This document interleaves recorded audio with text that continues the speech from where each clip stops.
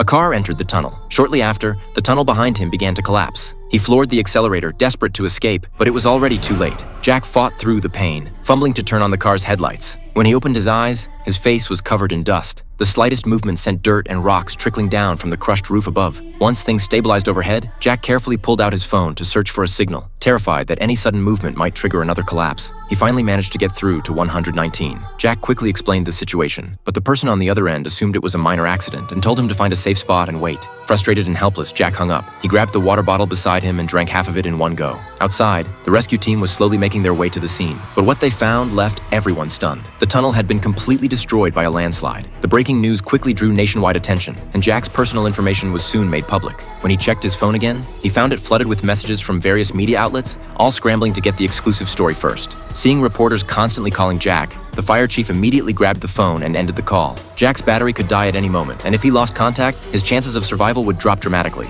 The chief then called Jack directly, explaining that the rescue could take several days. Apart from scheduled daily updates, he was to keep his phone off. Food and water had to be rationed carefully. He needed to hold out for at least a week. By now, preparations at the site were complete. The rescue team launched a drone into the tunnel to assess the situation. The media followed suit with their own drones, but shortly after entering the tunnel, they all lost signal and crashed to the ground one after another. With no other option, the chief and his team drove into the tunnel to investigate. Just as the chief approached the collapsed site to examine it, one of his men accidentally honked the horn. Hearing it, Jack immediately called the chief, saying he had just heard a car horn. To determine how far Jack was from them, the team kept honking repeatedly, but disaster struck again. A massive boulder suddenly dropped from above, violently flipping up the rear of the vehicle. The tunnel began collapsing once more. The chief threw the car into reverse and barely made it out in time.